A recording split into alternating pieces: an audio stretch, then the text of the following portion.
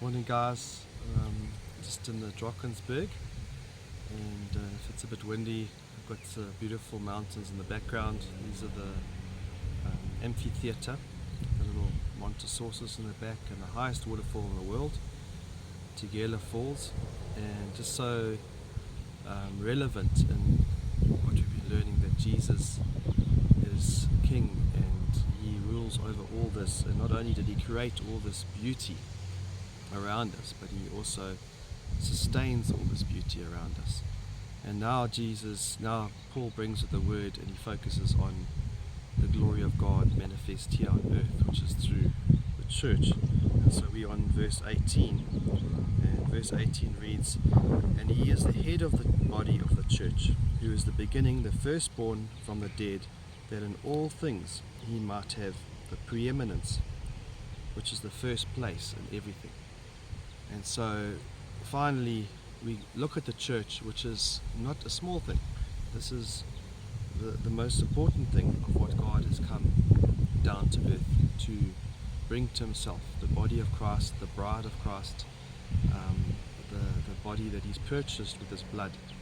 And so when we look at the church, Ephesians 2 verse 22 says, "In Him you also are being built together into a dwelling place for God by the Spirit." And so God's Spirit came down to earth. First dwelt in a temple in the Old Testament, and now under the New Covenant it dwells in us. Jesus dwells in us, and He is manifest on earth through us. First of all, coming down to earth, humbling Himself as God came down, the creator of all these things, the sustainer of all these things, came down, humbled Himself, and died on the cross so that He could redeem this lost and broken world back to Himself.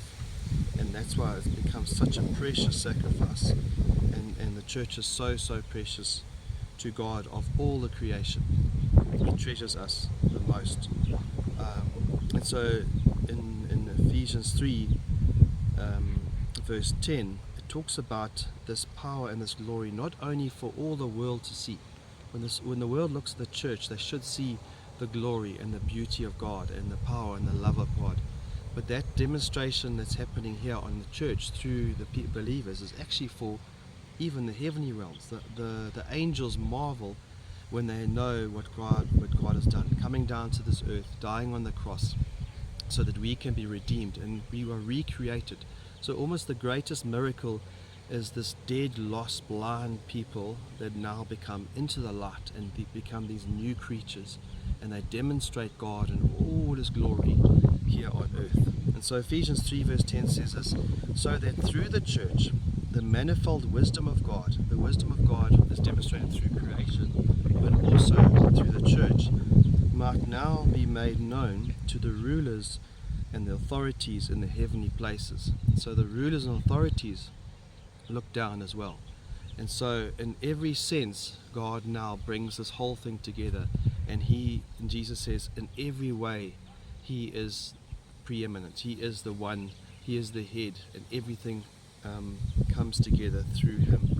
And so when He says He is the firstborn of the dead, it's not that He was created like we were saying in previous messages, but that He is the one who inherits all things. He is the one who is above all things. He is the one in whom all things hold together. And so just as we remember today the church, the bride of Christ, let's remember that the glory of God and that Christ being right on top, just like I see this mountain in the background, one of the highest peaks in the background, the highest waterfall. He has the highest position in all creation, and even today He's demonstrating that through the body of Christ, His bride, the church. God bless.